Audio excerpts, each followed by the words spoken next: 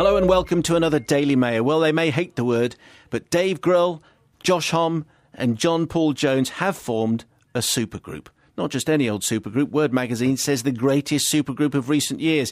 They call themselves Them Crooked Vultures, and eventually they made it into our studio. Dave Grohl, good afternoon to you. Hi, how are you? Good. Josh Homme, good afternoon. Hello, how are you? John Paul, I'm good, thank you. John Paul Jones, good afternoon, how are you? Good afternoon, I'm fine and I know you are. You do, because I've said that a couple of Twice. times. Together, they are Them Crooked Vultures. I have done a few interviews with bands over the years, but just judging from the reaction to this record and the tour that's going, with the level of excitement is quite phenomenal. And now you're fantastically successful in your own projects, but is that how it feels to you? I'm really excited, actually. I'm very excited about it. Yeah. John, are you equally excited? Yeah, it's okay. But I was watching some footage of the first concert. I think the only stuff I could find was your first UK gig. Right. But when you went on stage for the first time, which it wasn't that long ago, was it Chicago was the first? Chicago was the first one in August, yeah. And no one there had heard anything of your material before. That must have been a one-off experience, really. It was great.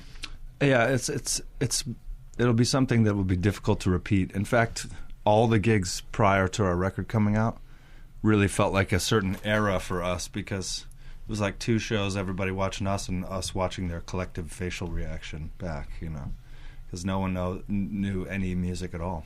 It was very special. So those festival gigs that we were doing too, we did Reading and Leeds, and we were the secret surprise band of the day. Secret. So there were some people that I think maybe were in on the secret, but when we played at Leeds, we played this side stage in the tent, and we walked out there, and there was maybe 300 people there.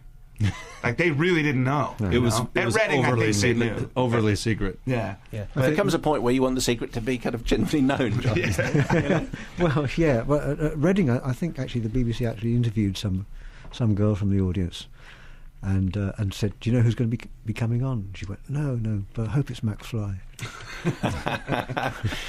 She must have been the only disappointed person. She was sadly disappointed. So here's the thing. The point is, in the business that you're in, there are no secrets at all.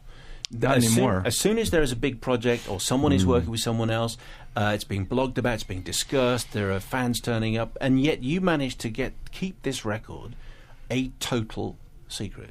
Well, all that other stuff it was sort of beside the point, you know?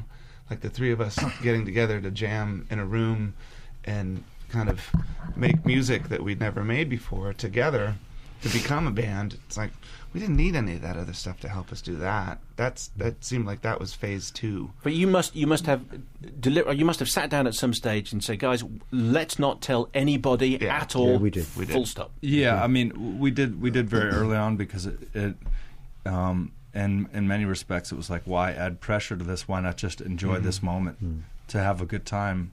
And really, that's what took over from telling too many people was, you know, sort of getting caught up in the moment, literally, and forgetting to. We were spending long, long hours in there. So by the time you came home, you just went to bed, got up, and came back in, and, you know, more ice cream. That's basically what it was like. So who was at that first gig in Chicago then, when no one had heard, the record wasn't out, no one had heard it at all, they didn't really know much? Who was there? Just our families, and that was it. Yeah. Me mum, me dad, There's no about one else. 1,000 of our family.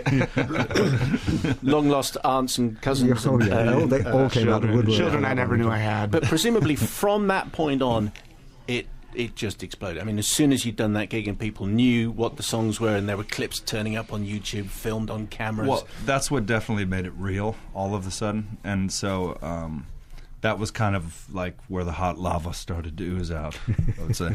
Is the hot lava still oozing? Yeah, yes, actually, but apparently there is a this cure, morning. and you can cure. Okay, look, let's play something. I've got lined up either Dead End Friends or Gunman. What should we go with? Shall we have a vote? Rochambeau, you Ready be to go? Gunman, I'll be Dead and Friends. Okay.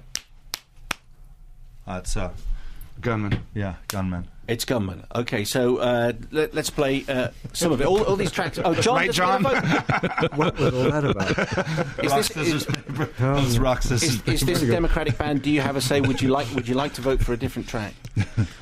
Ooh. Now it's all up to Paper you. says, no, I'll go with the slower. Gunman's okay? Yes, Gunman's fine. Okay. Here's a clip. Them Crooked Vultures.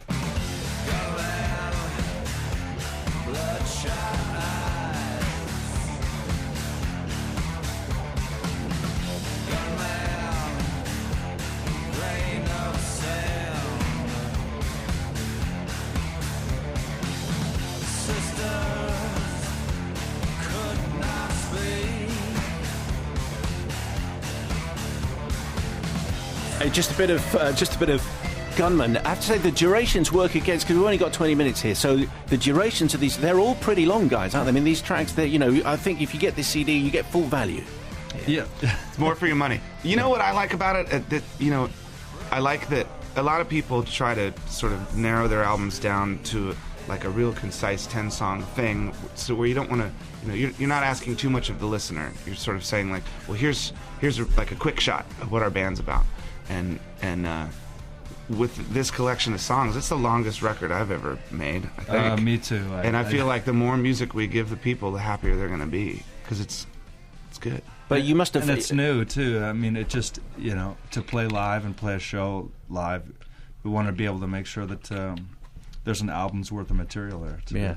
And this is about, I don't know what the technology is on a CD. I mean, it must be absolutely full, 76 minutes or whatever. There's not much room for anything else on here. There's actually, you could do like a 45 seconds of Barbershop Quartet and you'd be out. Yeah. You'd be done. And I'm disappointed that that's not on there. I too am disappointed. Maybe an extra for the... recall. Yeah. For the next record. So at what stage, because you had worked together in various different projects before, but at what stage did the idea of being the Vultures occur to any of you? Well, I sort of blame Dave. It's Dave's fault. Yeah. All Dave's fault. Yeah. He, I believe, had this idea some time ago, in 2005, I think, because I read about it once we'd sort of started. Because he never told me. He wanted to be in a band with John. With you. I thought it started in December, but I was wrong. Yeah. I've known Josh a long time. We've been friends since the early 90s, and he's been in some of my favorite bands. And we have mutual friends in Los Angeles, and we run in the same circles. So we've been friends a while, and John came and played on a Foo Fighters record maybe about 5 years ago. Yeah.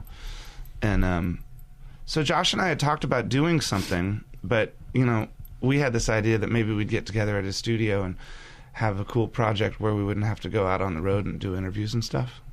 What happened to that?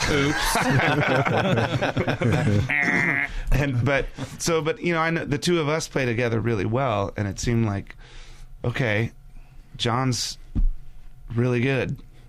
He's not bad. And I've done it before. And he's a lot of practice. He's in there, not bad. And I sort of thought, like, okay, look, if I want to jam with people, I want to jam with the people that are the best at what they do. And John's the best bass player in the world. I think Josh is the greatest guitar player in the world. And we all think that Dave is. Yeah, we all know Dave. And then I'm the drummer. Is he the best drummer in the Foo Fighters? That's a loaded question. So don't answer that, Dave. But do you ever, you two guys, just particularly for Dave and Josh, do you ever sort of find yourself in this project thinking, that's John Paul Jones over there? He's right here. Well, it is. Yeah. He's right there. Yeah, they keep checking on me every now and again.